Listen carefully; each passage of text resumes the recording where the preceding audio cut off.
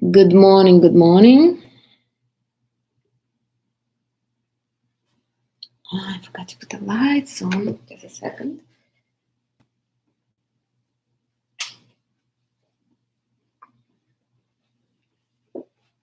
Dun, dun, dun.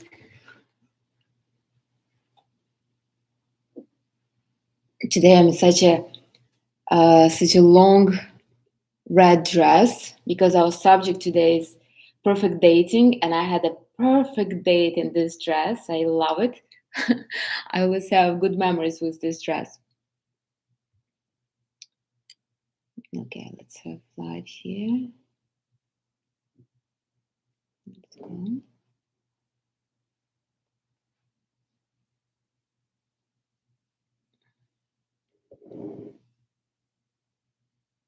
Perfect. Perfect. How is everybody? We are halfway between two eclipses, and it's been morning, Hannah, and it's been like really eye-opening time for me. So they're amazing.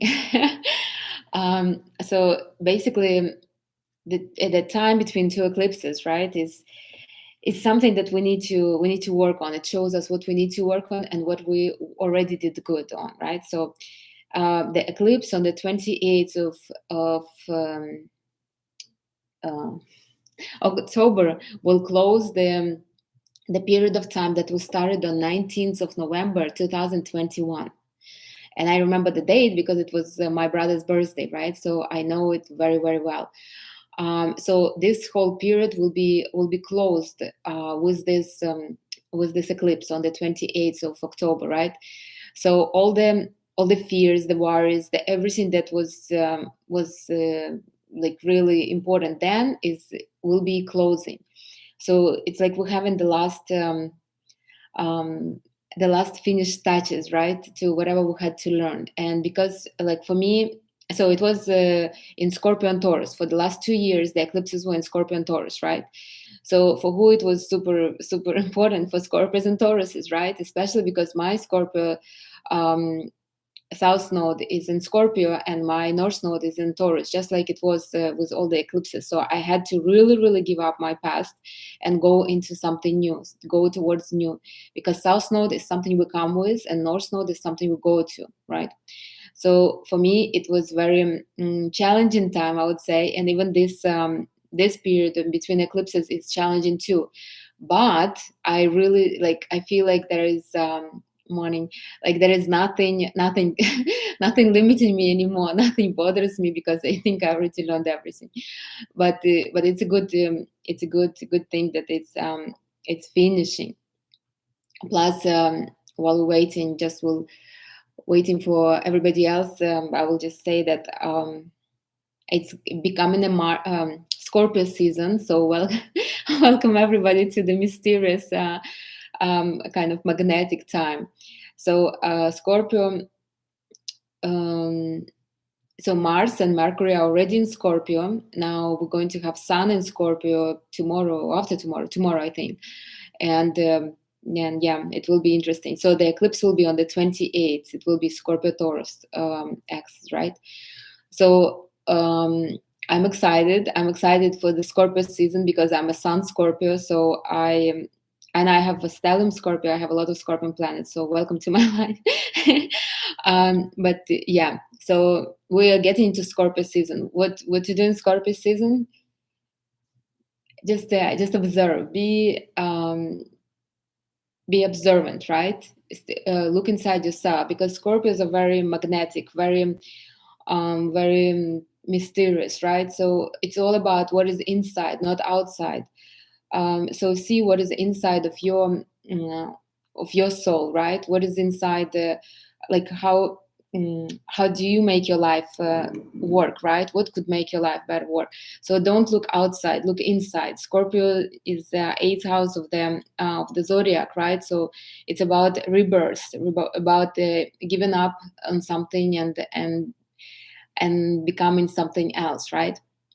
So that's basically what we're going to be looking at. And with Mars and Scorpio and and Mercury, and so Yeah, interesting time. um, Anyways, I think we should start, and then when whoever else will connect, then or they can watch when it will be a record. So the subject today is perfect dating and feminine energy. I think it's kind of important. I think it's important for everybody. I even dressed in red for the subject, right? I said in the beginning that in this dress I had an amazing date, and it was a perfect date where I was super feminine and the man was super masculine, exactly as it should be, right? Exactly as I will give the information today, and you will see how it is, right? So I have good memories about this with this dress, right? They usually so anyways, let's start, right? So we already spoke about the morning Maria. We already spoke about the relationship with men and between men and women, right? We already understood that we should go for somebody on the same level as we are, right? So if I can go to dinner and spend $60, the man should be the same. Like we could not have a man that basically could not afford that, right? Or is not willing to afford it, because it will. So a woman is supposed to admire a man, right? Supposed to respect him, admire, and look after out to him, right? Like she look at him like a little god, right? As the same man, he looks at the woman like she's a goddess, right? But how can you look at the man if when he's a god, if he couldn't provide to you what you can provide to yourself, right? If he could not give you the same security. So we already established that we like there is no point um, in being this in picking up a man and treating him as a charity case, right? So we go for the man that are corresponding with our current state, um, with our current standards, right? So never go for somebody who has lower standards. One thing is that a man probably never went to a restaurant because he has a different lifestyle. That's another thing. But if he could not afford going to a restaurant that you prefer going, don't agree to go to McDonald's just because you think, okay, I will bring him to my level. No, you won't. He will bring you to your level. So we established that, right? So I'm not going to go into that again. So in the beginning, when we see somebody, we always operate on our emotions and feelings, and these are usually the most right and the most significant feelings, right? So, for example, I saw the guy, right, and I melted like at once. I felt his charisma, right? I felt him, like I just liked how he looked, and it was all like super perfect, right? So I wanted this guy. Then my I started talking to him, and my brain get turned on, right? So my brain is there to kind of to function to protect me, right? So what happens? My brain start analyzing the guy. Okay, so he's dressed not so proper, so I don't know whether he can even uh, whether I can even go with him out because he doesn't look so good, right? Or maybe he drives a Ford. I can't date him because he drives such a car, right? So we should go with our first feeling, with the feeling that appeared before the mind got turned on, right? Because the mind basically protects us, and there is no need to protect us. I mean, from what? Man outside are the reflection of man inside, so there is no threat really. But the mind, obviously, looking for threats, it's job, right? So so we need to go for that first feeling, for that first feeling, right? As long as the guy is meeting our standards, right? So let's imagine if I'm driving a Lamborghini, right, and the guy is driving Ford, no point in going with him because he obviously either not spending money and he will not support my lavish style, or he's basically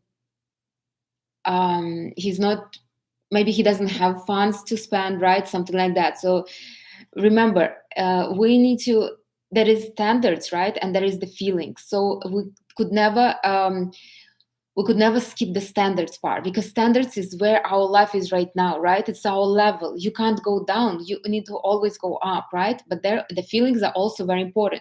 So if I meet a guy and he's driving, I don't know what, that I don't think anything could could work like this with me. But okay, he's driving a super nice car. He has his own private jet, right? And I'm thinking, the guy has a private jet, right? I should kind of give him a chance. No, if I don't have this melting feeling about him, I shouldn't even go for him. Like I should keep him. I can keep him as an admirer, but not more, because it would be unfair for me and for him. First of all, we need to make sure that there is this kind of admiration for man, admiration, um, this melting feeling, this kind of respect, huge respect, right? So, um, so those feelings are most accurate, right? And if you go with those feelings, you will always be right. You will never betray yourself. Now, in a relationship, right? If you remember, we were talking about the energy exchange. A woman gives. Um, I'm going to answer that question. So a woman gives the vision, right? And the man acts on the vision, and it's never vice versa. So a man leads, but where he's going to lead, it's a woman's it's a woman's kind of job to show the direction, right? So if a woman will start to lead, right? So for example, I will decide, so a man will say, well, let's meet somehow, and I'm like, okay, let's meet, right? And then I plan the date. I'm like, so we're going here, and then we go there, and then we do this, and then we do this, right? This is what happened, right? A man always thinks, a man in the beginning, masculine energy always wanted to please, right? A man always wants to please a woman, no matter what, right? So when he wants to please a woman, he basically wants he wants to make her happy, right? He doesn't know what makes her happy at this point, right? He just likes her and he wants her to be happy, right? He wants to make her happy. So if she starts to lead, he basically start to understand, okay, so she likes to lead, I guess I should just back off a little bit, right? That's what makes her happy. That's I should just go with the flow, right? If it's a weaker kind of man, if a man is the energy of fire, he won't kind of go with the flow. He will be fighting it. But most of men will be like, okay, so she likes to lead, let her lead, you know. And then like a couple of years after, I will be like, well, why my man is never doing nothing? Why is he not? Why is he not? Doing some surprises, right? Or why he doesn't take initiative in nothing? Well, because in the beginning he understood that I don't like when a man takes initiative, right? I like to be in control.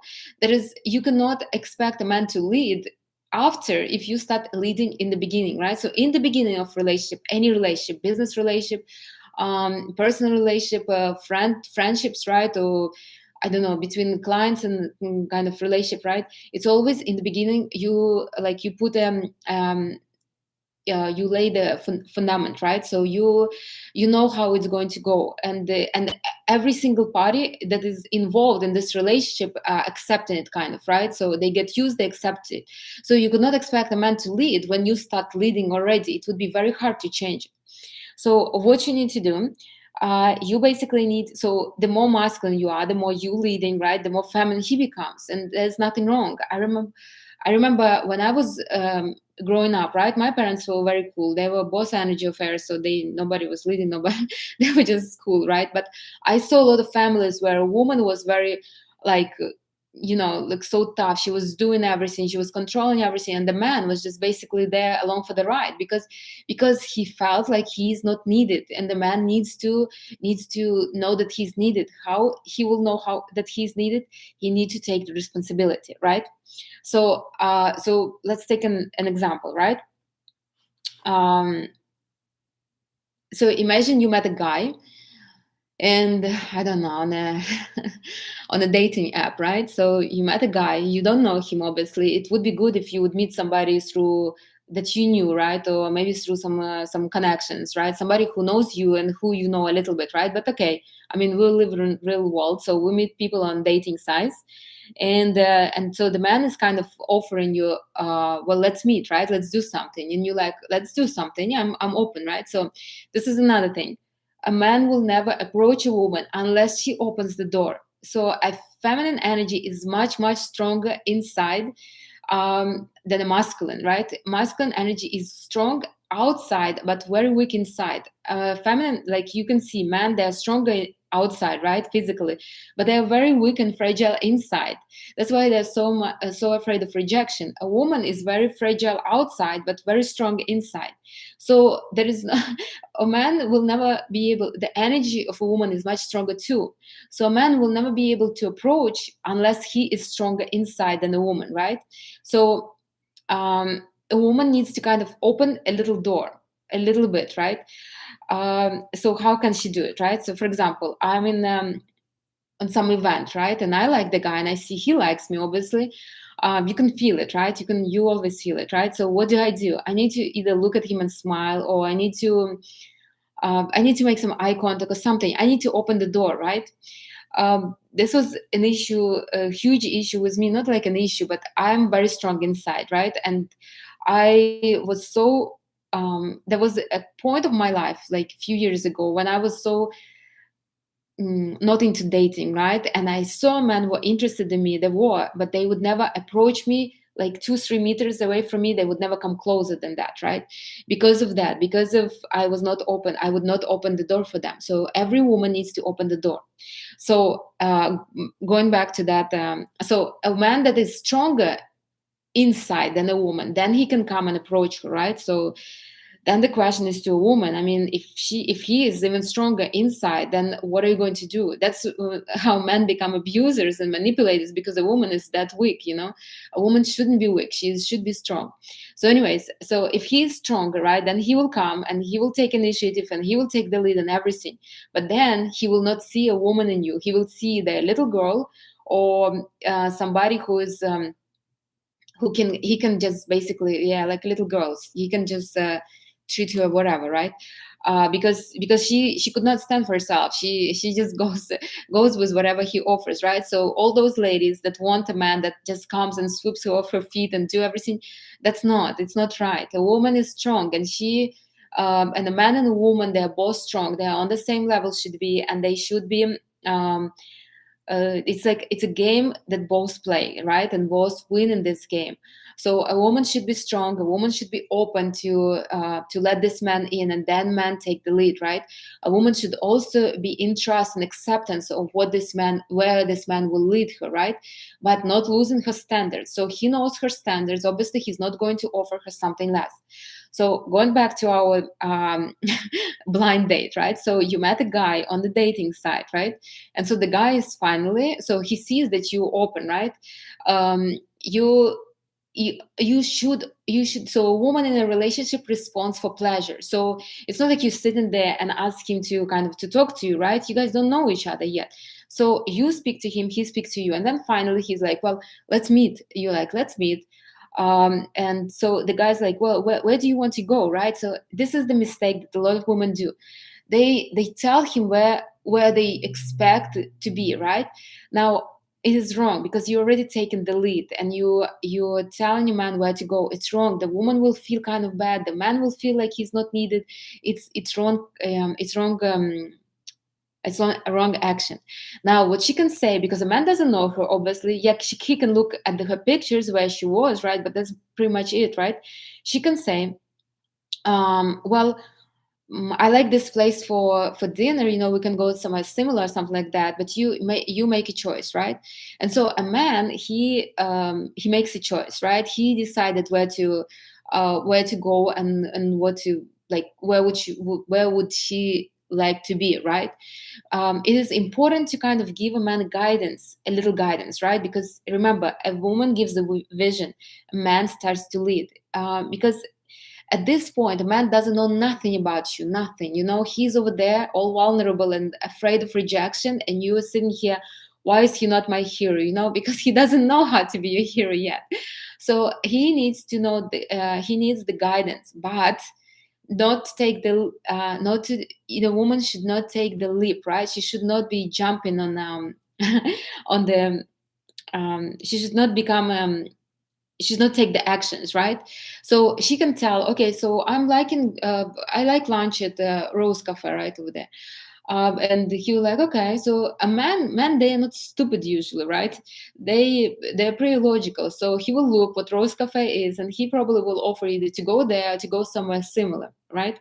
So a woman is not doing nothing. Let him get together. Let him kind of analyze his possibilities, right, and see. And if he will invite her to lunch to somewhere similar, right, that means that he took the responsibility. He took the responsibility for her and for himself.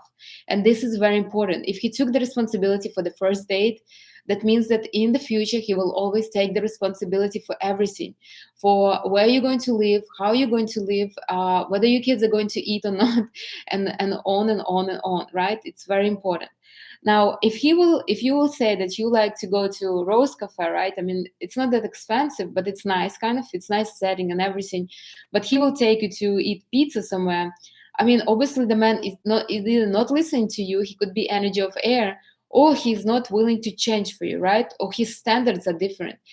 In this case, you have to be faithful to yourself, truly faithful, because you cannot betray yourself in hopes that a man will listen at one point. He will listen with your actions. You need men are very particular. They are doing actions. They expect actions in return, and actions that are hard, right? So you can say, listen, no, this is not really. I don't really eat pizza like me, so I don't think I will go there. But thanks for the invite, you know. And this is it's crucial to be faithful, and crucial to be and crucial to give a direction. That's it. The lead, the actions, this is a man's part. If a man is not doing the actions, that's fine. There are other men, they will do the action. You know, remember, every woman is a it's like this little ball of pleasure, right? This is what a woman is, and everybody wants this ball of pleasure. So if it's not, and so the woman, right, this little ball of pleasure decides, where should I go to, who should I be with, right?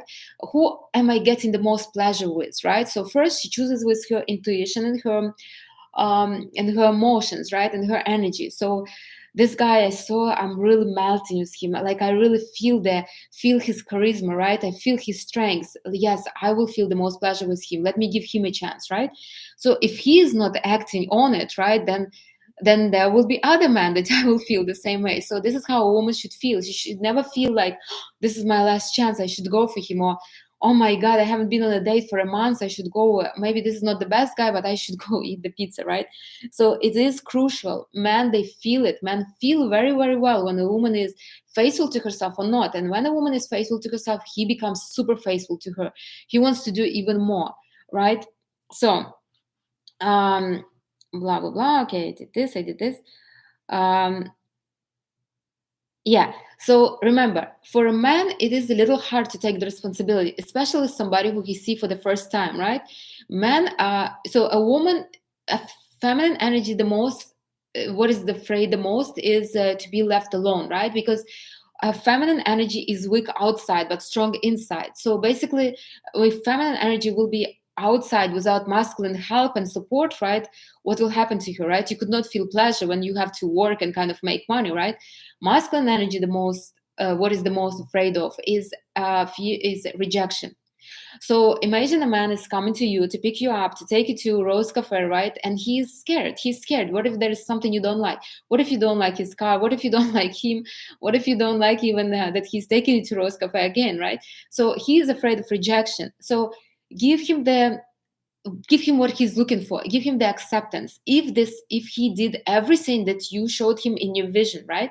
So trust him, accept, make it easy on both of you, right? How can that be? Like, oh, it's amazing, like, I really love this place, that's so good that you choose it, right? And then give him the pleasure. So how to give a man a pleasure when you're on a first date? Obviously, enjoy yourself, enjoy in the place where you are, right? If he took you to the place where you wanted to go, this is the least you can do. I mean, just enjoy it. It's for you. He's doing it for you, right? He's he created this scene, this kind of this date for you. So if you don't want to talk, don't talk. If you want to eat something, eat something. Enjoy. This would be the biggest reward for a man, right? Don't be scared that if you order something super expensive, the man will be like, oh my God, she's breaking my bank. No, he already probably studied the menu 10 times. He knows what he's signing for, right? So enjoy. So this is what you need to do. This is your part, a part of feminine energy. If a masculine energy created this ambience for you, the least you can do is enjoy yourself. Don't enjoy the man next to you, but the most enjoy yourself and enjoy the environment around you, right? That's why it's super important to go where you want to go, not like if you will go to the pizzeria, one thing that you don't like pizza, another thing you don't like the ambience, right? And now you're just hating everything around there. You could not give the pleasure to the man, right? So so you will ask me, well, Anastasia, are you doing this all yourself?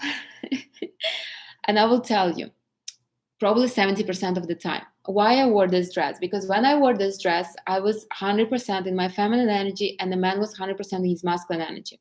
But I already knew this man. It was not our first date, right?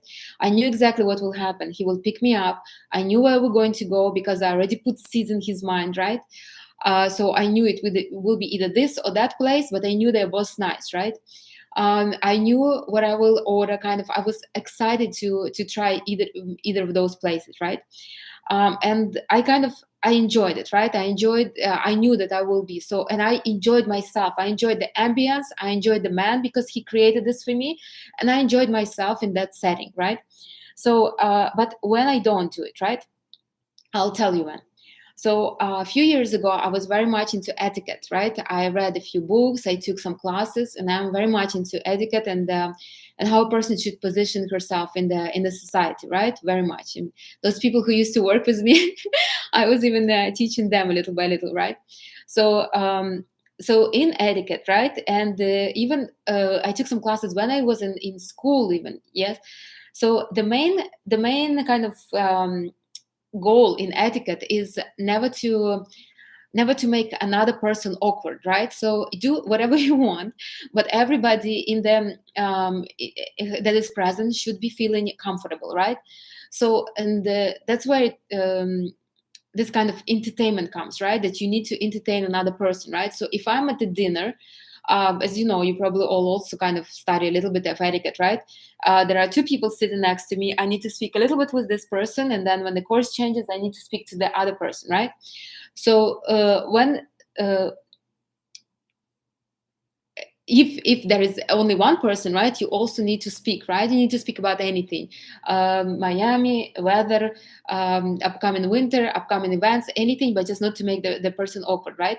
So when I was dating, I kind of was implementing this. I would chit chat nonstop just to make sure the person is not awkward. But I kind of confused. I'm not in a society that everybody is kind of just chatting, right? I'm on a date.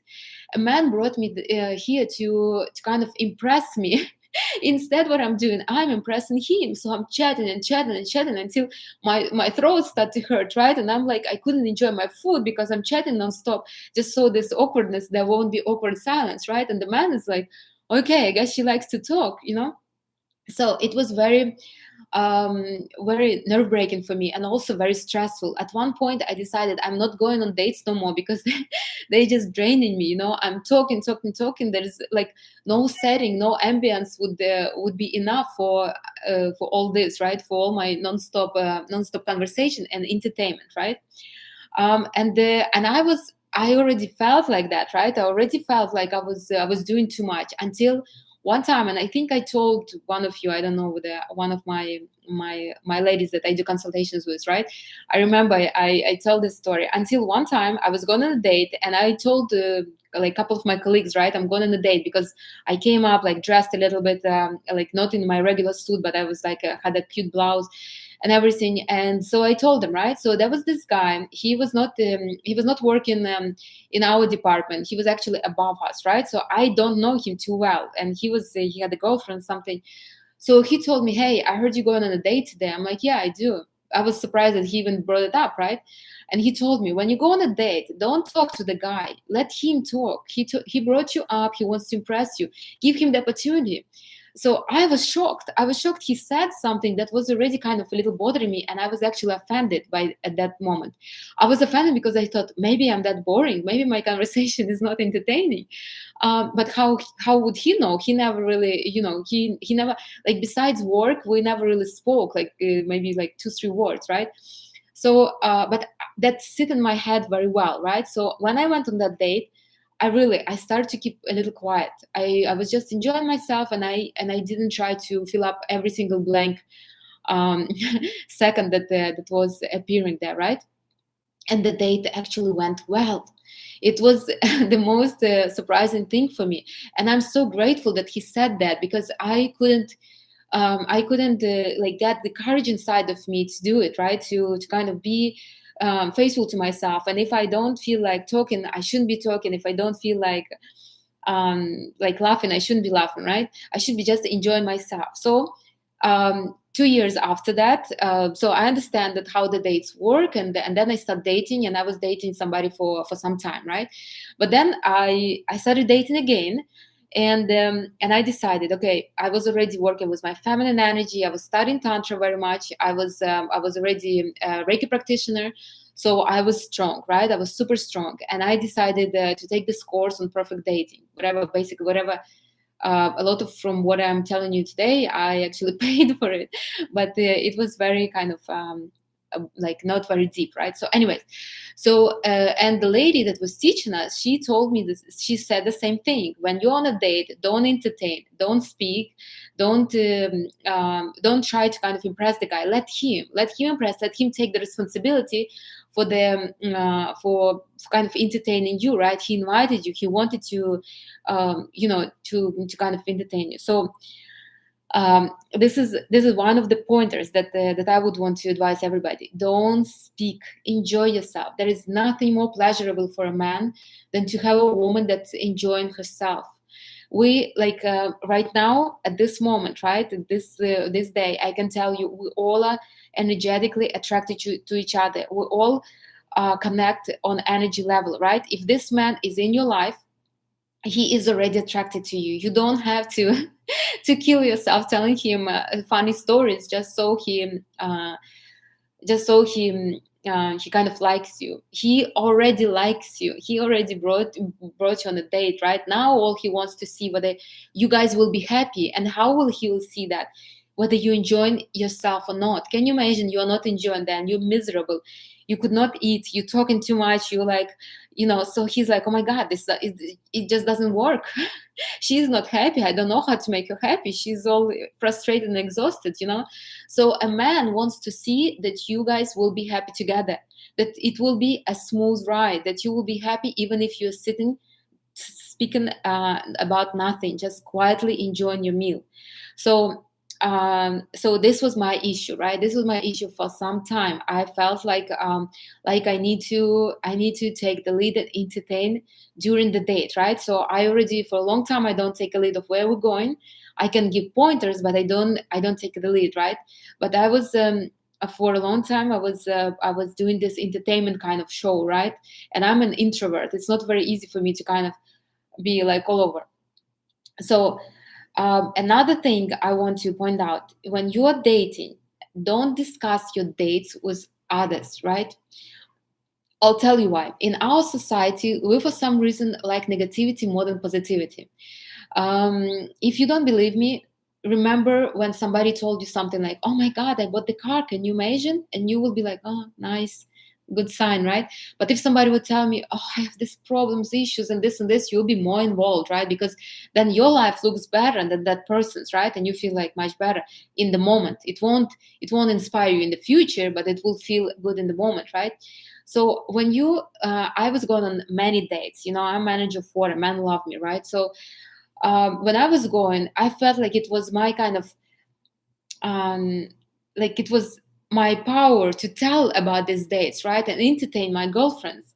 And it was bad, because what we focus on comes more and more and more, right? And what I was, obviously I wasn't telling him that, oh, he came pick me up with flowers and everything, right? I would tell something funny, or something stupid that happened, right? Or that he's chewing with open mouth, something like that. So my focus was on something that was negative instead of positive. When I stopped that, really, I like, my dates were very much upgraded, very, very much. So anyways, I've been talking a lot. I hope you have questions. But so to sum it up, right? We'll always choose somebody who's on the same level as we are. The only time when we can choose somebody who is not on the same level, if, for example, when he was super rich and then he got bankrupt. So if a person was successful once, the person will become successful another time. He will, like, there is no doubt in that. You can do that, but you don't help him to become successful, and you are not unfaithful to yourself while he's becoming successful. So if you used to go to eat in Jaya, you go to Jaya. You don't care if he couldn't afford. He will go with you. Usually, men like this. Another one is like, if he just came to this country, right? So he won the green card. He's super successful in his country. He came here. He just needs time to get on his feet. As long as he's super successful in his country, and he is legal here, obviously. So these are the only two, I think, the only two reasons that you can let the man slack a little bit, right? But never lower your standards. Never think, oh my God, he's starting to be a doctor, I should stand by him now, and then when he will become a doctor, then we will live a high life. No, he will dump you and find somebody else. Why would he be with you? Your standards are low. Now he can do more. So unless you will raise your standards, then he probably will find somebody who has high standards already. So you always stand by your standards, right? Then from the beginning, you need to let your man lead all the time, right? You need to make sure he leads. So this is the first thing, right? So you need to let him lead. And how you need to let him lead is, you giving him the vision, but you don't do actions. But you need to open the door for him to do the actions, right? You need to be open to accept him, because a man will never really approach you unless he's either much stronger than you inside, which is like a wrong, or he's just drunk and has a lot of energy, doesn't know what he's doing, or he's or you open the door for him, right? And so and then when he leads, right, when he takes initiative and he leads, what you can do, you need to do encouragement, but not like a mother would do to a son, but encourage him with your own pleasure, right? With your own pleasure, acceptance, and trust. So, morning, Rafael. So you could not allow a man not to, like, you need to trust him that he will deliver, right? If he will not deliver, then you will deal with it after. But you need to kind of trust him that he will deliver, and he will accept, right? And you're accepting what he will deliver, right? So, but as long as it's not going below your standards. So let's imagine you guys are going somewhere, right? And you're expecting that you're going to Sexy Fish, right? And he's taking you to a local pizzeria, right? So you can go there if you don't want a scandal. I mean, what I would do, I would just tell him to take me home, please, or let's go somewhere else, or I would take Uber or something, because I'm not going to eat pizza. I could not. I'm very intolerant to, what is it called, right? Lactose intolerant, right? So I wouldn't go, because I'm not going to eat there. It would be super awkward, right? But if you already went there, right, you can enjoy it, but don't go again. Like, don't allow him to take you again. Don't allow him to lower your standards. So fine, you went once to that pizzeria, fine, you ate pizza, if you eating pizza, right? You had good time with him, but you need to mention at one point that this is not what you used to, and you're not going to do it again. You are not tolerating this again, because your standards should be your standards regardless. But if he is bringing you somewhere where you really enjoy yourself, you need to show this. You need to show it with pleasure and enjoyment and gratitude, right? Don't be like, oh, thank you, I never been this, I always wanted to. Don't be this pathetic, but show that you do appreciate that he made this effort, that he really did something for you. Also, enjoy yourself. The biggest reward for a man, any masculine energy, is when you are truly enjoying yourself, truly enjoying the setting where you are, and truly enjoying where like what you that you are enjoying what he created for you, right? It's important. It's very important. It gives the courage for men to do more. Okay, so I think that's it. Oh, and don't be a chatterbox. Don't feel like you need to entertain the man. That's not true. When a man takes you on a date, he wants to impress you. Give him a chance. And he wants to see whether you are compatible in an awkward situation, right? So if you are sitting there and you are enjoying this man and you just enjoying your food, enjoying the man, enjoying the ambience, that's more than enough. You don't have to be telling him stories of your life or asking questions or telling him about your exes or something like that. No, don't do that.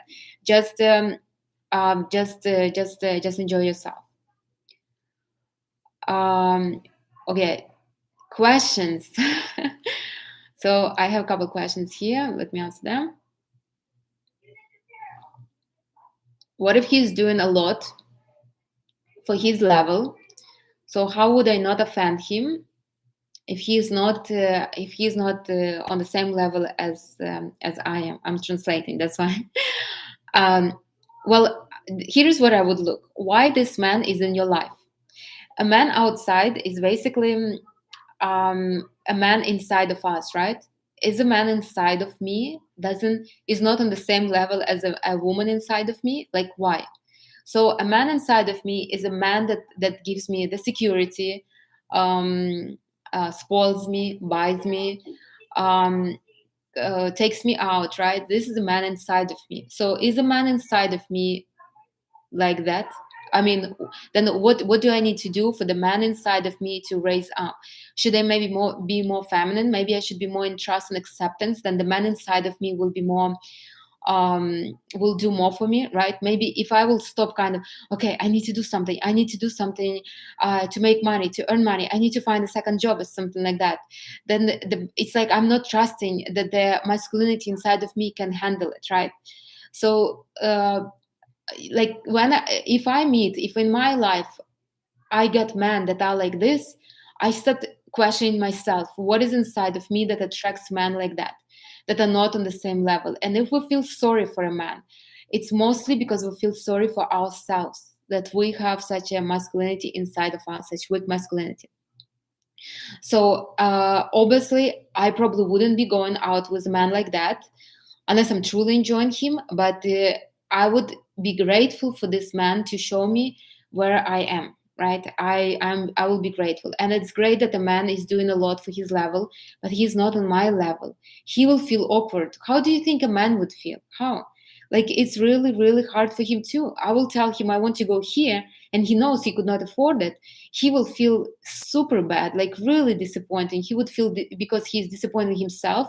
He's disappointed the woman that he likes and he wants to impress. I mean, and that's what it is. And you will feel disappointed. You will feel sorry for him. Do you want to feel sorry for a man? No, because you want to see strengths in man. You want to admire him. How are you going to admire him if he's like that? So no, don't go for that. But observe why this. Are you giving yourself what you expect a man to give you? Remember, man will give you what you are giving yourself, and you shouldn't be like, okay, so Anastasia said I need to give myself, then man will give me. Let me go and get myself a Rolls Royce, right? No, it doesn't work. And then I go get myself a Rolls Royce, and I'm saying, how am I going to pay for this car? My God, what I'm going to do? Why did I spend so much money? Wrong, very wrong. This will never bring the man. It will bring a man that will borrow money to take you out, and then will regret about that. So no, you don't do that. What you need to do more you need to upgrade yourself gradually, right? So if I'm driving Toyota now, right? So why not to buy myself well, my dream car is Maserati. I guess I can do Maserati because it's not that expensive. It's like I think 70 or 80,000. So yeah, so I can just go like a little upgrades. I shouldn't be going like huge upgrades, right, at once, because huge upgrades will make me uncomfortable, and I will be attracting the same man that wants to show off, but but couldn't afford the showing off, right? And you need to feel comfortable, secure. On a first date, you could ask all these questions to the person. What question? On the first date, you could ask all these questions to a person. Could you please write what questions? If a woman sees that I drive a Ford, she could disqualify me because the first date, even I am impressed by her by looks. I'm hoping women can see that we can learn your preference. Okay, look, it's not only about the Ford. This is a question from a guy, and I'm I'm kind of happy that the men are joining our feminine dialogues. I know it's kind of ladies' space, but it's good that men are learning. It's actually very good. So look, it's not only about Ford, right? I was dating a guy. He was driving a Ford, a truck. That truck was 70,000. It was brand new, but it was not his only car, and he only bought it because he has a construction company, and sometimes he needs it. So it's not only about the car, it's about what a man. Now, on the other hand, I went out with the guy who was driving a Mercedes, and he didn't feel any comfortable in that Mercedes. So it's not only about the car, it's the combination. A woman would not disqualify you just because you have Ford. It's all together. Now, if you have an old beat up Ford and she's driving a brand new Porsche or something. I mean, just imagine if you would want to impress this woman at one point, you will have to pick up the bills for her. How much a lease on this car costs on Porsche, right? Probably like $800 or $900 plus the insurance, probably almost half of that. Plus, if she needs some to fix up, to put the gas in this car, I mean, just the car alone will cost her it's $1,800, $1,500, right? That's just the car. How like can a man really, like, if you can do that, that's on top of everything else she probably will want, right? To go out and I don't know, do her nails and whatever, right? So you still need to kind of, at one point, you need to pick up this bill as well, and this bill will be 1,500. Can a man do that, right? So like this guy that I went out and he was driving this brand new pickup Ford truck. I mean, we didn't go on dates. Only one time I went because he was driving from a meeting. But what I want to say, if it's like, I know it would be easy for him to pick up all my bills and it won't even break him, right? It doesn't matter that he drives Ford. He can easily pick up all my bills because his income is much higher than that.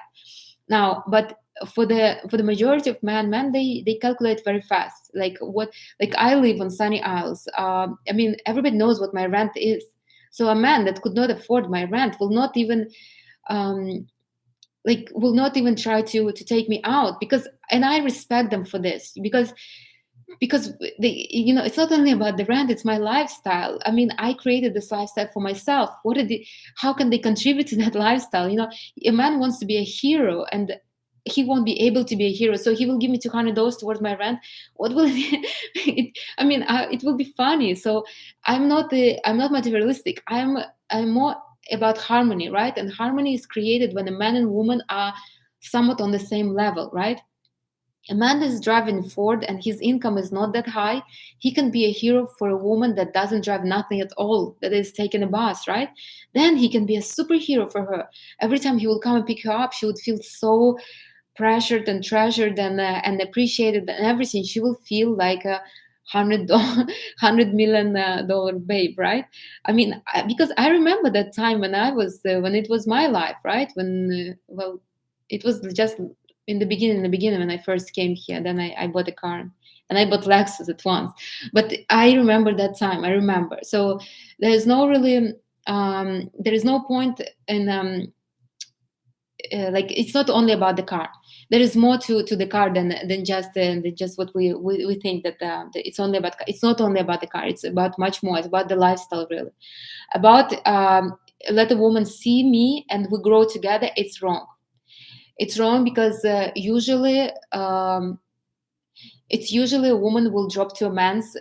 A woman has to be very strong to pull the man up. But what's the point? Again, remember, a woman is a ball of pleasure. This ball of pleasure can go to anybody. Why should it go to the man who could not even afford her? Kind of. I mean, just think about this. It doesn't make no sense, honestly. So this ball of pleasure should go to, and the more pleasure in a woman there is, the more it should go to the man that can really create even more pleasure for her. It's logical. It's only normal. Yes, men are strong outside, women are strong inside. I do hope everybody remembers that, right? So just because a man is strong outside doesn't mean that he's strong inside. And the more masculine he is, the more vulnerable he is inside. He needs a strong woman, a woman that is strong inside. Like somebody told me, a man that rules the country needs a woman that at least can rule herself. So a woman has to be super strong, super strong. I bring Melania Trump on many of my consultations because I admire her. This woman, like, she can be really, really strong. I mean, like, she is an immigrant, she has accent and everything, and yet she never let her weakness be shown. She is like always, she's always, me as an immigrant, I really admire her, just her. Honestly, I mean, I have my feelings towards the presidents and everybody, but as an immigrant woman, I mean, I really, really admire her, that she never shows her weakness. I don't know, maybe she goes to her bedroom and she cries, but I'm sure if she has a husband like Trump, she must be super strong, because not every woman can be can be that strong, right? Okay. Books you recommend? Oh my God, I've been studying this for years. So many books I read, so many master classes I took, so many. I don't even know. I need to think on that. Maybe I'll post at one point. Men are in the level of saving for future family, while women are in the level of showing by spending. Well, then the man needs to make a little more money so he can save for the future, and he also can show the woman that she will have a good time with him. Really, it's not like last time we were talking about success. Remember, it's not about focusing on how much I spend. It's about how much I can make. If my expenses are growing, then I need to make more money. It's not about, okay, so I need to cut corners here and here and here. No, it's not like that. So a man should not. I don't want to discourage anybody, but a man should really see how he can increase his income. If he wants a woman with this lifestyle, obviously his income probably not enough. Now, on the other hand, if he's spending all his earnings to impress the woman, and then he thinks that she will marry him. I had a boyfriend like this once.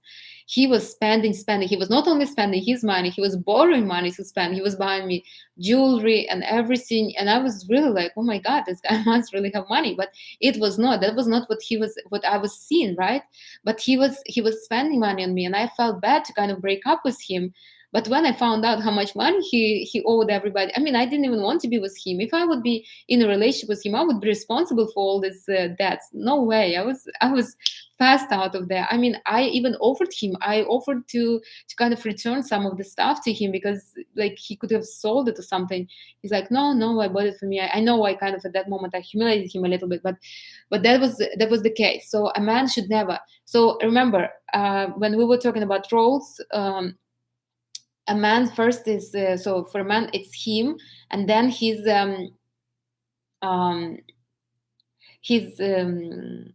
job, right, his career or something. So and then only goes a woman. Like in a woman's life, it's a woman first and then a man, right? Career goes only like fourth or fifth. So for a man, it's very important. He needs to be secure. Otherwise, how can he provide security for a woman if he's not secure in himself? And I know, yes, men have this kind of responsibility on them to be. I remember a month ago, a guy told me, "You don't know what kind of pressure I have. I'm a man, so everybody expect me to be successful." And that opened my eyes. Yeah, he's absolutely right. Everybody is expecting them to be successful. I know it's a pressure, but on the other hand, a woman also has pressure. She needs to make sure that she gives her pleasure and has kids with the man that is the most successful from what she can have. A man can have a woman when he's 90 or 80, right? A woman she can have obviously a man when she's 80 or 90, but it's better when she's in her 30s or 20s, right? So yes, there is pressure on both, and that's why I'm saying it's better if we meet people that are on the same level, then the pressure will be less. So if I'm with the man that can provide my lifestyle and I can give him the pleasure that he wants, we're win-win, right? He gets what he wants, I get what I want. We're happy together. We're growing together because we're already on the same level. So we just grow together like this, right? But now, if I pick a man that is lower than me, I will drop, I will be unhappy, I'll be miserable, and he will feel the misery, right?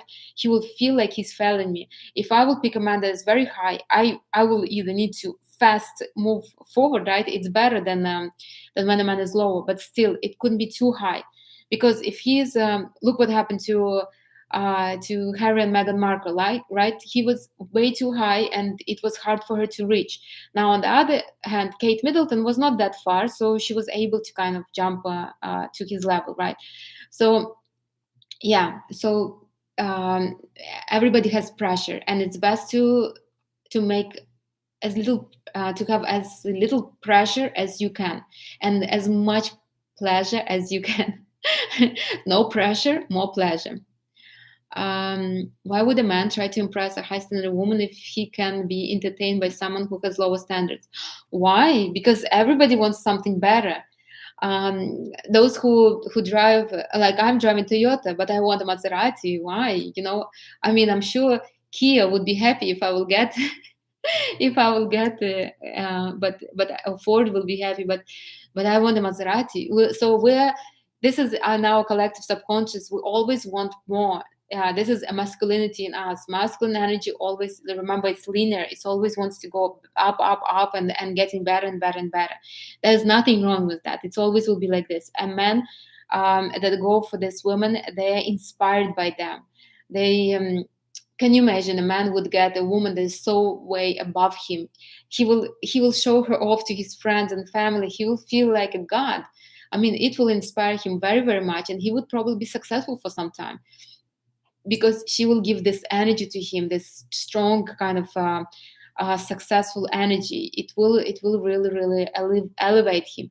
But will she sustain that energy around him? Probably not. I mean, if she can, I only hope. But from what I study, from what I've seen, from my clients, from my friends, from myself, my own experiences, no, it doesn't work like that. So, yeah. And plus, I mean, everybody wants somebody. At the end of the day, he's still getting feminine attention. So why would he pick up someone's bills? Why? Because I will tell you. Because a man provides security, a woman provides pleasure. Now, if I have a job and I provide my own security, I have pleasure and love inside of me. I don't really need a man. A man needs me, because he could not create the pleasure and love inside of him. He needs a woman. A man always, masculine energy always needs femininity around him. So it could be his mother. I don't say that it has to be me. It could be his sisters. It could be his daughters, right? It doesn't have to be really a woman, but a man needs, especially masculine man, he needs women. Also, masculinity grows in caring. So for a man to care, that's basically he's doing his part, right? It's the same for a woman to love, right? Woman needs to love somebody. She has so much love in her. She wants to share it with somebody. The same with man. Man wants to care so much. Give a man opportunity to care, he will go crazy with caring. So he will pick up. At some point he will pick up the bills. I mean, it's just a logical process, right? So right now, let's imagine I'm going on dates with the guy, right? We just go on dates. So we eat, we have good time, right? He's enjoying. At one point he will want more. He will want to have me all the time with him, or at least more often, right? For me now, I'm going out with him, I'm going out with another guy, right? Now, why should I choose him? I can go with another two, right? So he needs to step up. He needs to show, okay, if you're with me exclusively, then I will, then I can do something more to you or something, right? Like that. So basically, it's about competition. Men like to compete. Give them something to compete about, and they will. So yeah, he will pick up the bills. He will not only pick up the bills. He will create more for this woman. He will give her more, because he wants this pleasure inside. It's like flower. When you have flowers, I have the beautiful roses stand, and you want to care for them. You want to create the environment for them so they stay longer, right? So my mom makes the ice cubes to put them with the flowers, just to make sure the flowers feel so comfortable. And we care for those flowers because they give us pleasure, right? The same with the man. He will do more and more just to get them, for a woman to feel that pleasure around him, and when she's not with him, but she's thinking about him. If a woman has a strong man inside, yes, but you see, that's true, you're right. If a woman has a strong man inside, then why would she need a man? Because it's only a man outside who can really show her what she's capable of. A man inside could not touch her, could not give her, could not show her how, like, she needs to be really, really into tantric practices to feel it all herself, right? Like me. But a man outside, it's a different kind of different experience. When a man hugs you, when he's so strong and he holds you, right, or he holds your hand, it's a different kind of feeling. Yes, you feel it inside, but he's the one who opens it up for you, right? Like I told a few times, I had this guy boyfriend, right? I loved him very much. Why? Because he opened in me what I thought I never even capable of, right? And why did he open it in me? Because he was outside. He opened my masculinity and femininity inside of me by being outside and being strong self. But I was ready. I was ready for that man at that moment. So yes, I can be absolutely fine without man. But the more feminine you are, the more you will want man inside in your life, because yeah, I can provide for myself. Yes, I can give myself pleasure. Yes, I have love and pleasure. I don't really need man. Yes, I can do all this, but it's, we grew in communication. We grew with another with another energies around us, right? We get bored with our own energy. Yes, I can create all the energies inside of me, but even why should I work on fire energy inside of me if I can have a man who is fire energy? Or why should I work on my air energy when I can just attract somebody who is air energy, right? It's much easier for me to develop myself when these people are around me, and especially when they're men. It's not a surprise that we're created like this, feminine body and masculine body. It's like two puzzles together. But again, as long as it's a right and truthful connection. How is she going to be a ball full of pleasure if she's strong to care for herself? That means she's masculine. That which means, how can she be a little ball of pleasure? Okay, good question. And I think I'm the biggest example of that, because my father passed away very early. I was 11 or 10. Now it was a hard. I'm from Russia, right? So at that time we were in Ukraine. I mean, it was hard, right? Like, all my feminine energy was nothing. All my energy was forced on survival, because I have brother and sister. And my mom, she was working a lot. I started working when I was 13, right? And I was basically doing everything to survive. I came to United States for the same reason, right? Long time ago. So yes, this was not about pleasure at that moment. It was, for a long time, it was all about security. I was studying for security. I was working corporate for security. I was doing everything for security. I was trying to create that security inside of me. I was basically doing what my father, like, he couldn't do it because he passed away. I mean, obviously couldn't blame him, but he was creating this when I was. And it's not only was about my father, it was also the USSR was breaking. So it was just hard times, right? But I was able to kind of understand that I'm okay, enough is enough, right? And I started developing feminine energy inside of me. It was not hard for me to develop feminine energy. It was hard for me to give up masculinity, right? Because even right now, sometimes, like right now, when between eclipses, even right now, it's a little hard for me to kind of be in complete trust, right? But I learned that. I learned how to enjoy my life and how to be that ball of pleasure while maintaining my my lifestyle, right? While providing for myself and for those who are close to me.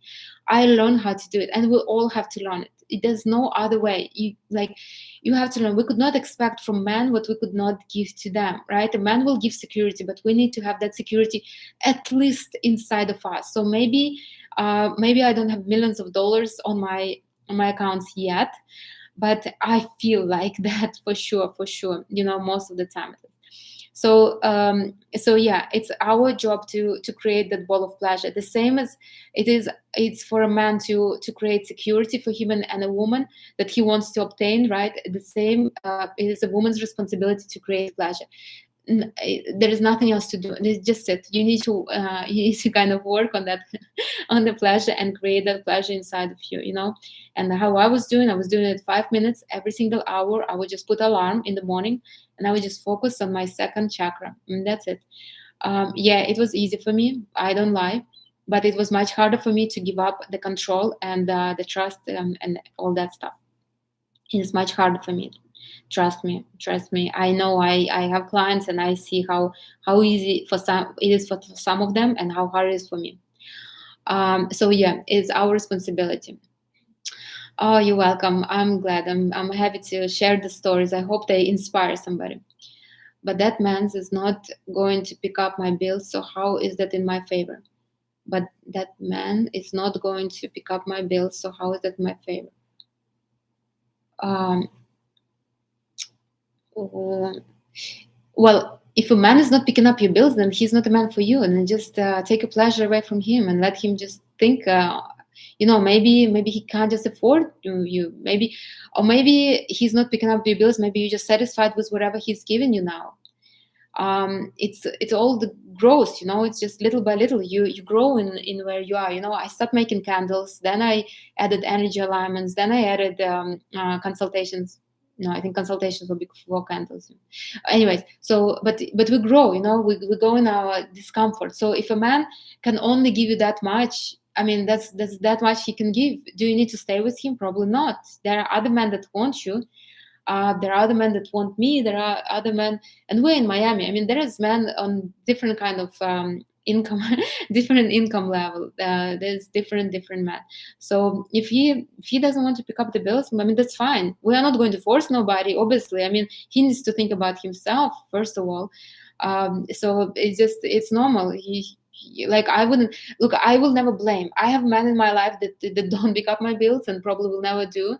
But I respect and admire them. At least that they don't lie to me. At least that they that I take what they can give me. Right. So if they order me flowers, sometimes I will accept that. That's fine. Flowers, I always love flowers. If this is the most they can do, that's fine. I mean, I'm not giving them much either. So, but if it's a man that I'm dating exclusively, that I'm even have intimate relationship with him, then no, I mean, then he has to pick up. He has to. There's no other way. I mean, what I'm going to do with him, I'm not going to admire him. If not, then he's just not a man for me. I'm not going to go back and like. It's not logical. It's not logical. Absolutely not logical. And there is no point in even fighting or arguing about it with the man, with anybody else. Just if it's not working, it's not working. And I will never become exclusive unless he start doing that. Like, why would I become an exclusive? That's strange. If I will marry a guy, right, and I move in with him, he pays all my bills. That's when I'm exclusive. I mean, why would I be exclusive with the man that's not doing this now? That's strange. Never be exclusive with over just because the guy takes me on a couple dates. No, wrong. Not feminine at all. Not feminine. It gives a feminine, desperate kind of like. At least the like. What if there is no other guy? No, it's wrong. A man hugging you, that sounds like feminine energy. Well, it depends how he hugs. If he's just holding you, right? Like, for example, you're on the beach and you're sitting there and watching the move, right? And you just like lay on him like this, and you just feel the strength next to him. You feel like this huge kind of confident and strong man next to you. It gives this feeling. I can feel it inside of myself. I can sit on the beach. Like yesterday, I was sitting on the beach and just looking at the sky, which is amazing. And I can feel the strength in myself. There's no problem in that. But what I'm saying is that when there is, look, I can imagine a flower, right? In my imagination, I can even smell the rose, right? I can smell how it smells. I can smell the lilies. I love lilies very much, right? I know how it looks. I can have that warm feeling when I look at the flowers. I can smell it and everything. But I can create this inside of me, right? The mind doesn't know what is real, what is not, what was in the past, will be in the future. But when there are real roses, then it is it's much easier to kind of make yourself believe that it's possible and it's real. So I don't say that everybody should jump on the guys right now and just feel what they can feel or not feel, but don't. I'm against. Okay, so that's it. I'm not dating nobody. I'm done with guys. No, we develop together. So we should welcome men in our life. We should kind of be open to this and enjoy kind of and be excited about a prospect of socializing with men like that. That was pertaining to someone you were talking about earlier about the man who want a high maintenance woman. Yeah. Oh, yeah. So if a man is if a man is here and a woman is here, right, then he will never pick up her bills. Yeah, and that's what I'm saying. That she will need to either drop. Like I was talking to this guy, and he told me. So he said, I can't afford living on sunny isles. And I'm so thankful to him for he said. He said, why don't we live somewhere inland over there, North Miami? I'm like, I'm not I'm not living sunny isles for that, no matter how. He said, we can have a big apartment and this and this. I'm like, I'm not leaving the beach for to live there. I live here on the beach for the beach. So like there is no point. He respects me. I respect him. We're like it's really enjoying, So there's no hard feelings in between of us. So he is right now, he's working hard to kind of get to my level. If he will get to my level, I will welcome him. He's an amazing guy and I like him very much, and I really enjoy time with him. Very masculine and everything, but I'm not. And he's not forcing me to kind of give up my standards. Now, if I would be desperate, I would say, yes, let's do that. I will go live over there. I would hate myself. I would start hating him because he could not give me much more. And he also will kind of give up on growing fast because he like, well, she's satisfied with this apartment here for, I don't know how much they're going there for. I think last time he told me it was 1,600, which is really good price, but still, it's like, yeah, he won't be paying the bills and he won't be providing what I want. So there's no point. Yeah. So I don't advise women. I wouldn't even say, so high maintenance, low maintenance are good examples, but women that are that have high self-value and low self-value, I would say that a woman that have high self-value, her standards are high. She is not nasty towards men, but she would never give up her standards, right? She would not be like on the market negotiating or anything like that. These are my standards. That's where I'm staying. That's it. I appreciate you, I respect you, but that's where I'm standing. Now, a low maintenance woman will be fighting. She will lower her standards. Then she will be fighting because she lower her standards. What's the point? I don't understand. Never understood it. So it's better to be on her high standard and respect the man and respect what he offers her. But she tells her, okay, it's a good offer, but not for me, kind of like that. The one who I would be inspired to be better. Yes. Yeah, remember, in a couple, we should be both inspired to develop, to be somewhat better. Any more questions?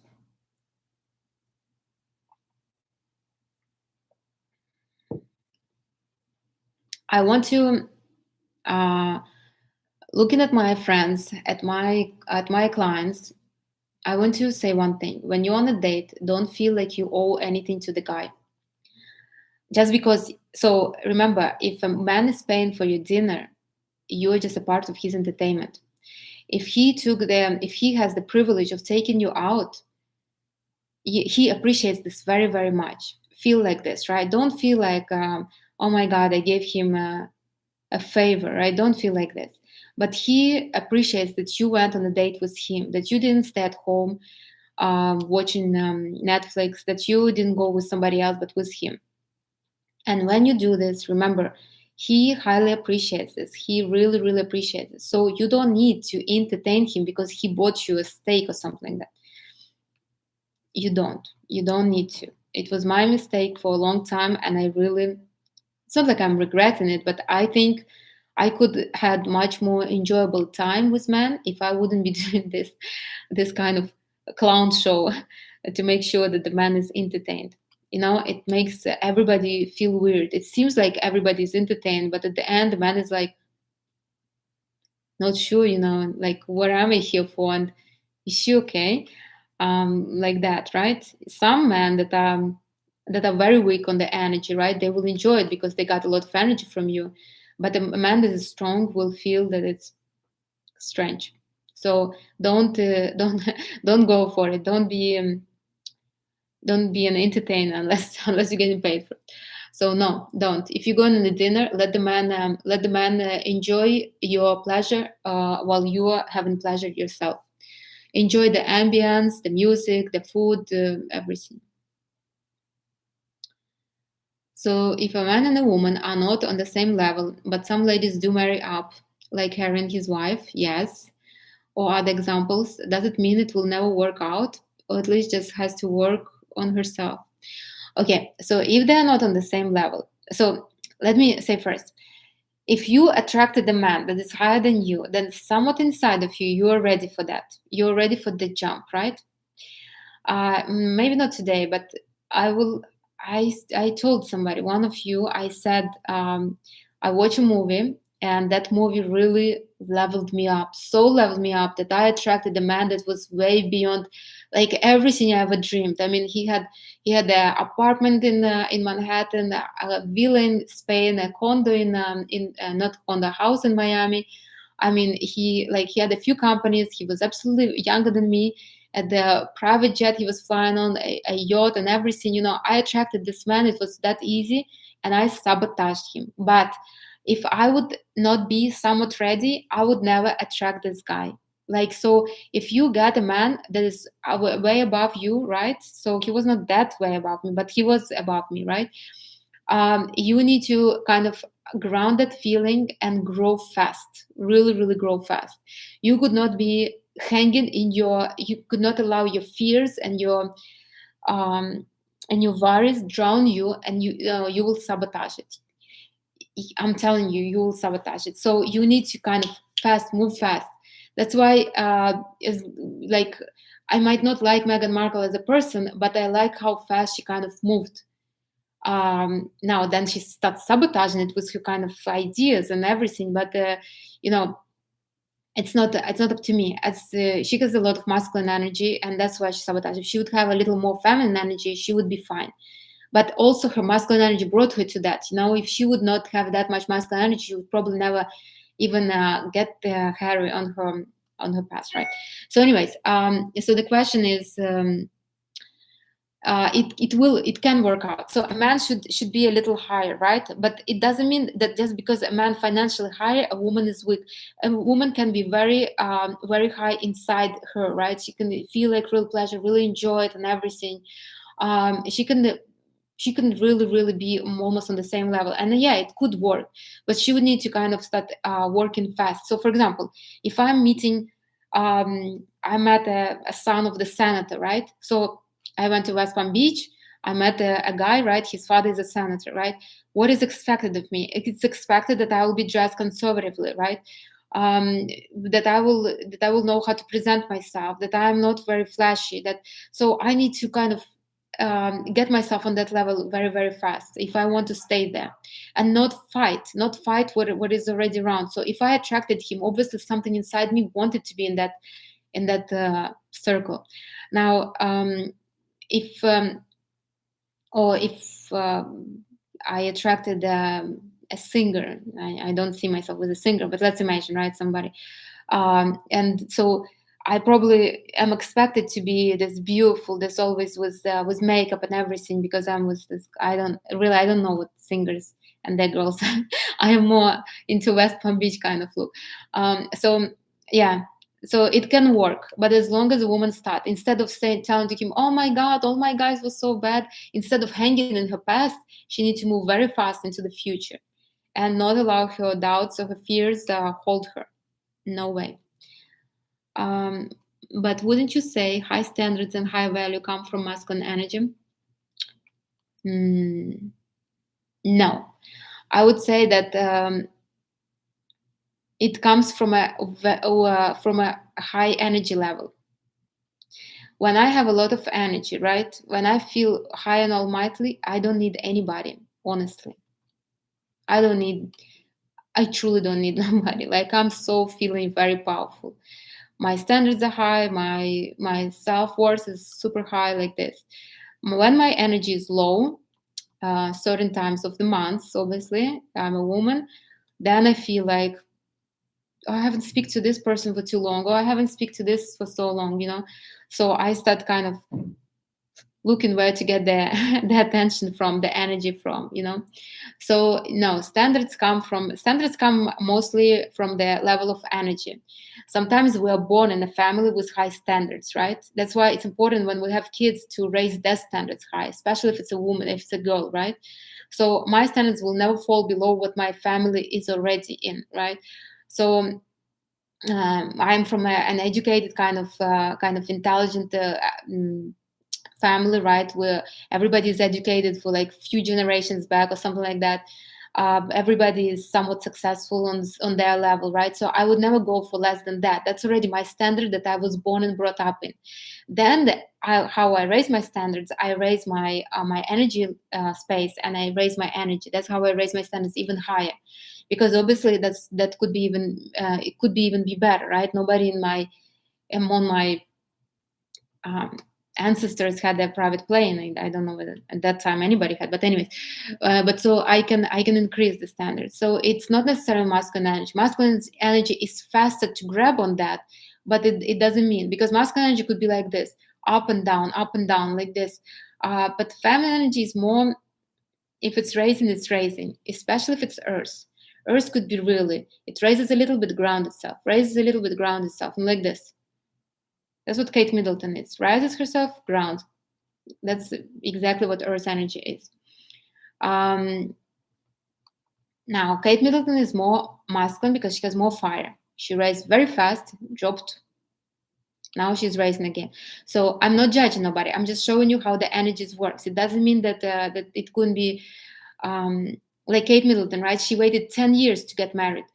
Meghan Markle got married within like a year or something. They were engaged already and married, right? So masculine energy can get to a new level, a new standards faster, but can they stand there? I don't know. It would be hard. It would be hard. Perhaps a feminine woman would be more complacent and have lower standards since she always in pleasure. No, because to be in pleasure, you also have to have, you can't be in pleasure if you don't have a lifestyle that you're used to. It's hard for me, I will tell you, it's hard for me to be in pleasure if I would be living somewhere where I don't enjoy, where I don't see, if I don't have the food that I like, if I don't go out where I like, if I don't wear clothes that I like. Feminine energy is very picky like that, so it's very important. It's very important. I could not feel pleasure unless everything is going good in my life. Like, I need to make sure I have money. I need to make sure I need to have savings. I need to make sure my projects are going good. Only then I can relax and I can feel in pleasure for like days. And usually on that pleasure, something comes in. It's they're both needed. They both need it. Yeah, some women can get stuck in their water energy and they get into dirty energy. They're like, oh, okay, that's fine. That's the most I can do. But we're talking about the clean energies, all the energies. Imagine that all the energies are clean. So water could be very demanding, very demanding. What advice do you have for the strong women out there who make lots of money and do a lot of themselves, but want man who also does this for them? I would advise those women to develop their femininity, because they already can do a lot for them. Now they're looking for pleasure. So this is basically this. This is a man, this is a woman, this is masculine, this is feminine, right? If both of them are masculine, they both are looking for pleasure. They both need love and pleasure. So if a woman is very strong and she gets herself everything and she works a lot, what is she missing in her life? She's missing love and pleasure. So what is she going to look in man for? Love and pleasure. There's no point in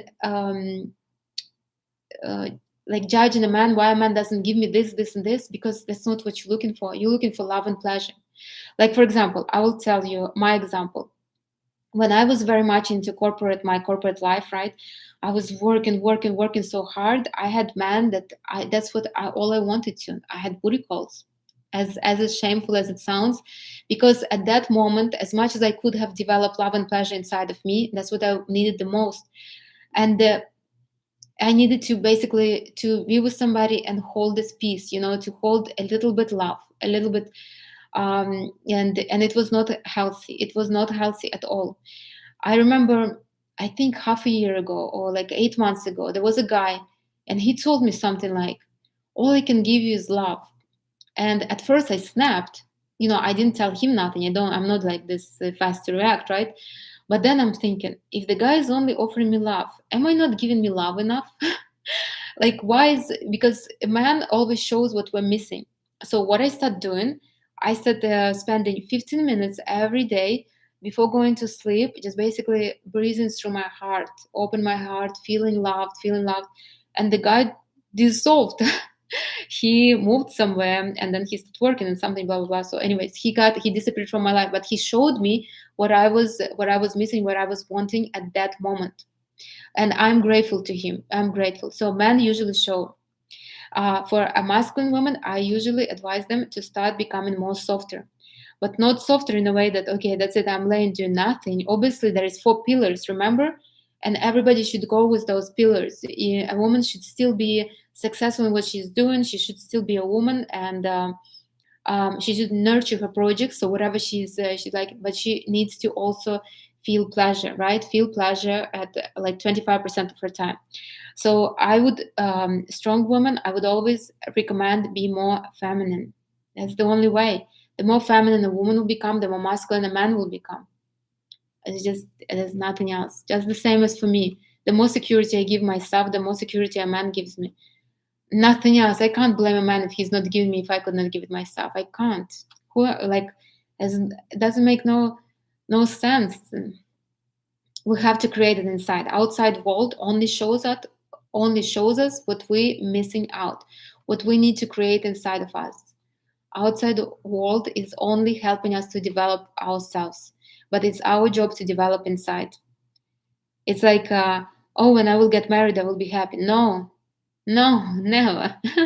If you're miserable now, if I'm miserable now, and then I get married, we'll be miserable, double miserable, and we'll make another person miserable. No, first happy, then then marriage, and being happy in marriage. So like that.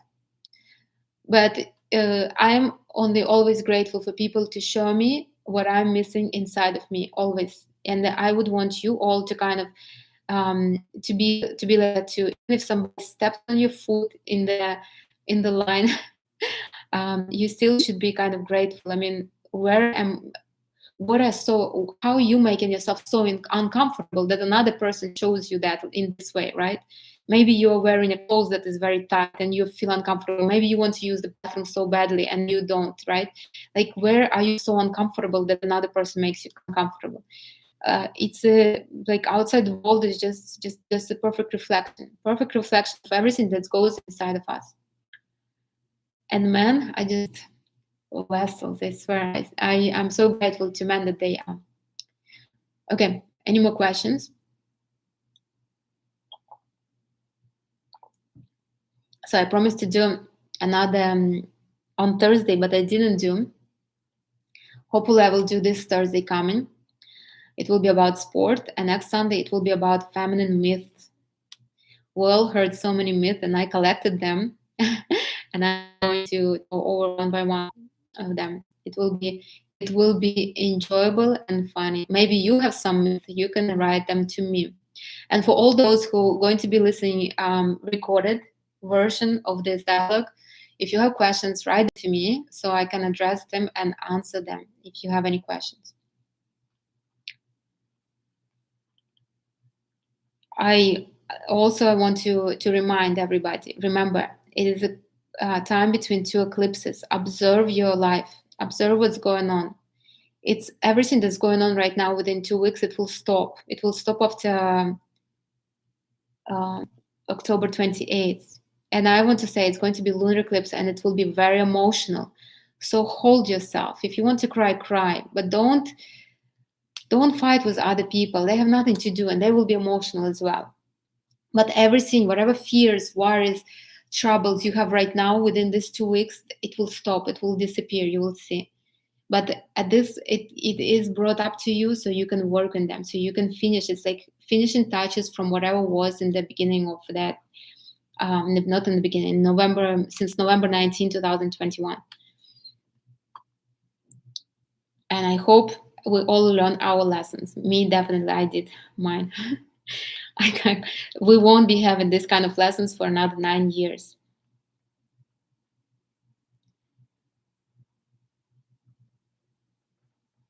Okay. Any more questions? Any more questions about anything? If not, then we will be finishing up. I also put in plan that we're going to have what is your Venus and Moon means. So make your charts. It's not going. I think it's going to be November 1st or something like that. And then what are lunar cycles for women? That's also very important, because since we're women, right, we're very influenced by the moon. And it's very important to know where our Venus is and Moon. These are feminine planets, and they are very crucial for us.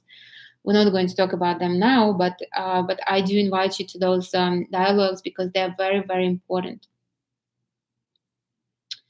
They're very important for every woman to know. And when you know your signs, you know what you're working with, you know what to expect from yourself. If companionship is what makes someone happy, how can someone be happy by himself? It's about this saying of being happy by yourself first. Well, companionship shouldn't make anybody happy. That's codependency. It's wrong. It's wrong. It's like a person is so not self-sufficient that they need somebody to keep them company all the time for them to feel somewhat good about themselves. Can you imagine? You're not happy about your own self so much that you need somebody to keep you company. So will be bearable for you to be with yourself. Just imagine this. It's so sad. It's very, very sad.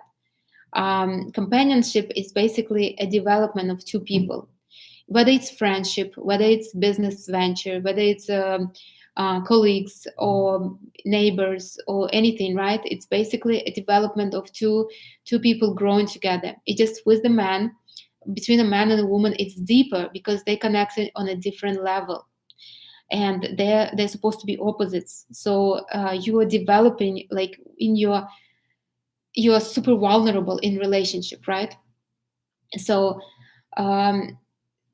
so companionship is not for keeping you happy. Companionship is for you to grow, and to grow and be comfortable with. It's like if you are companionship couldn't be your source of happiness. It's then it's you're just like running away from yourself. You wouldn't be happy if you're not happy with yourself. You wouldn't be happy in companionship. You would be happy at the beginning, but then you will pick fights. Kind of you will be miserable, unhappy, and everything else. No, happiness is only inside. When you remember how I said that I was with this guy and he opened so much in me that I never knew that I could open, but it was inside of me. He opened it, but it was inside of me. And when the relationship became shaky like this, my biggest fear was that I will reverse to where I was before him, that I won't be able to be myself when I'm with him. But God, I was mistaken. I was so mistaken. He came to my life to show me what I can be. And I stayed that way. If without him, with other men, I stayed and I developed more and more and more. I'm grateful to him, obviously. But that he opened it in me, but he's not the source of that. I am the source of that. And he just was able to open it. So anybody who comes to your life and does some kind of changes in your life, he or she opens something in you. Like, for example, I was talking to the guy today, right? I inspired him a lot, but we're a little bit not on the same level yet. And but he is very, very grateful because I put in his life something. I gave him an inspiration, something to strive for. And I'm happy. I'm really happy because he also helped me. He also gave something for me in my life, right? Yeah, we can't do what I want to do, right? We can't have a family and have kids yet, but he still contributed to my life, and I contributed to his life. And like, instead of me being, well, why you're not doing this and this for me, right? I'm just happy with what he did, and we just went different. He knows that this ball of pleasure he could not afford, and this ball of pleasure is not going to him. He like, and that's just how it is. I hope I answered. Yeah, it's, you have to be happy by yourself first. You have to, but you shouldn't be happy like this. Or, if I will go out, somebody is going to be mean, or I don't know, it will be disappointed. No, that's wrong. So if you like, you shouldn't be by yourself because you are shutting yourself from the world. We all should be open to the world, because with the world we interact, right? We kind of get different experience. But there could be a choice. I can be by myself here, enjoy myself. I can go out. I'm open to either one of them. But yeah, first being happy by yourself. But you just said that even if you are able to make all these feelings in themselves, you still need people. Yeah, you still need, those were your words. Yes, absolutely right, absolutely. But I'm not contradicting myself. I'm just saying that I don't need a man to make me happy. A man opens up something in me, and we develop. And how he opens up? Through these touches, through physical touch, through his words, through him, maybe like if I would become too masculine and start arguing with him, by him putting me in my place, right, carefully, like he showed me that, oh, you maybe you're a little too masculine, maybe like you will leave this to me. But it's never comfortable, right? It's never too comfortable. Yeah, there are moments of pleasure and comfort, obviously, but it never should be too comfortable, because we grow in discomfort, right? So the more you all can notice when you like the guy a lot, right? You're feeling super discomfortable. You don't know, am I looking good? Is my hair right? Don't I look like a panda a little bit? Like stuff like that, right? Because so you are trying to be your best self. You're trying to develop with that guy that you like. Now, somebody who you don't care with, you can be in pajamas, without any kind of makeup, with dirty hair and everything, just because you really don't care. You are not growing with that person. So yes, I can be without a man. I can feel everything without a man, but I also don't mind. But I don't mind to be with the man, because with the man I grow. But I shouldn't be looking for the man as my only source of happiness or my only source of income. That's wrong. That puts pressure on other people, not only on people. Like, for example, if I decide, okay, only my business brings me money, that's it. It would put huge pressure on my business. It's not right also. So yeah, like that. I don't need people, but I welcome people in my life. I do welcome them, because through them I grow. I see how I grow. I hopefully help them to grow. I'm sure I do. And it's just enjoyable. But I don't do it because I have to. I do it because I feel like doing this, like that. So everything is just in pleasure. I hope it makes sense. Let's do one more question, and we'll go practice. We'll go have some dates. The guys will go and get the dates with the girls, and the girls will go and have dates. I do hope you enjoyed it, and I hope it's useful. Remember that your first date is always sets the tone for your future relationship, right? So when a woman is like, oh, okay, so I didn't mention this. I mean, I do hope no woman is offering to pay. Please don't put down your man like this. Please don't humiliate them. And if a man is like, well, do you want to chip? I mean, I don't even know whether stuff like this happens, but if it will happen ever, pay for your part. But I think that's it. I mean, you really need to do a huge work inside of yourself if a man says something like that. Honestly, I wouldn't even pay. I would probably just laugh and leave. I honestly, I don't know. Thanks God, it not my reality. But don't offer. You can say thank you for taking me out, thank you for this wonderful time, thank you for the dinner. But don't, especially don't fight. Don't fight. No, I'm an independent woman. I remember there was something. I had a I had a colleague, and she was like, I don't allow anybody to take me out. Okay. Yeah. How can you be in pleasure and discomfort at the same time? Oh, you can. You can. When you have sex, sometimes you're in pleasure, but you're also in discomfort. But then it becomes even more pleasurable when it's the more discomfort you get. I mean, you can. Honestly, you can. That's what gives it pleasure, you know? When you're like, for example, right? And I'm going on a date with the guy that I like, right? And he's just so way above me. Let's imagine another prince, right? I don't know whether there any available, right? And I'm going, and I'm like, I'm so in discomfort. I don't know what to wear. I'm like, I'm trying a couple outfits, and then I pick this wonderful red dress on. I put some makeup. I put this oil with little glitter, right? And I feel like $100, like $1,000,000. What I'm talking about. I put my favorite scent on, right, and my shoes and everything, and I'm coming out, and he says, "Oh my God, you're so beautiful!" And here we go. The pleasure just flows all over you. This it just, and all that discomfort made you give you so much pleasure, right? Now, if I would be meeting, like, sometimes with a neighbor, right, and I'm going for lunch, so I wouldn't be trying too hard. I probably will get some summer dress, and I'll just come out, right, and he'll be like, okay, well, so where we going, right? So there won't be no discomfort, no pleasure. It will be just like, okay, so where we going? That's it. That's how it will be. So yeah, pleasure always comes with excitement and discomfort. And it shouldn't be so. It shouldn't be like very, very stressful. Remember, we don't raise the cortisol for no reason, but there should be some kind of vulnerability associated with this, right? There should be. When you're intimate with the man, right, and you're vulnerable a little bit with him, and then he gives you, and so he's stronger than you, so he takes the control, right, and then he gives you pleasure. I mean, don't you feel so much more pleasurable when you're with him, when you're vulnerable and he's so strong? It's a completely different feeling. But it will never be the same if you would just be like, okay, that's fine, you're my friend. No. Discomfort is important, and the pleasure is so much more intense in discomfort, as long as discomfort is not too long. So if the discomfort is for like months or 2 months and it's constant, then your mind probably will get rid of that person from your life, because it gets you in not in the wrong state. It's too much. It's not right.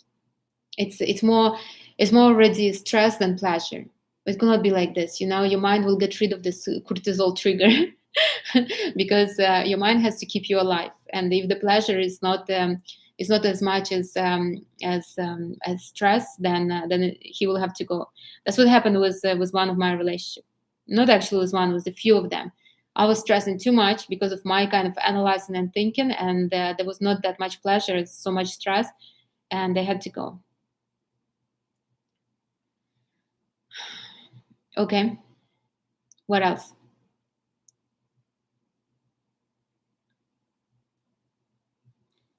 I want to tell everybody, just do enjoy the dating and set up the right tone. The right tone from the beginning is really, really important. Really important. So if you're on a date and the man is complaining about his ex-wives or whatever, children or somebody like that, maybe you can tell him, listen, let's talk about us. What is the point of talking about the past, right? So you let him know that you are not here, you are not his shoulder that he can cry on, that you are a woman, and you want to talk about something. So you can say, my God, when you speak, you just you're so sexy, and that's it. And he will drop from there. Or you can say from the beginning that I just love men. I love men in my life. They always take care of me. I remember this friend of mine came from New York, right? And he wanted to stay in my place. But I don't have such a big place for a whole bunch of friends to stay, or anybody, right? So, and I'm not Airbnb. I don't want to host anybody like that. Plus he's a man, and I don't know, a man, I think a man can get a hotel room, right? So I told him, did you bring me a present from New York? And he's like, something, something, blah, blah, blah. I made him uncomfortable. I know that. So, and then, yeah, and I knew he wouldn't forget. So he told me, so I told him, oh, this friend was coming from New York, blah, blah. So he told me, did he brought you a present? I said, of course he did. What do you think? You're the only one who is bringing me presents? And after that, every single time he brings me something. But what I want to say that men like to compete, and they will go with your standards. So if my standard is that somebody comes from New York, bring me a present, he will gladly bring it. Now, if I will tell him, can you imagine nobody ever brings me nothing from New York? That's what he will do. So set the tone right from the start. You're like, don't be too much like, oh, I'm only flying private jets. I'm not flying even business class. That's not for me. But then he sees, your lifestyle. Like, if, for example, I will say that, and then I'm driving Toyota, it doesn't make no sense. I mean, are you sure, Anastasia, you're only flying private jets, or are you just trying to make up? Like it has to be real sound, right? Do I even believe in it myself? So, but to set the tone is important. It's very, very, very crucial. Okay, any more questions or finishing?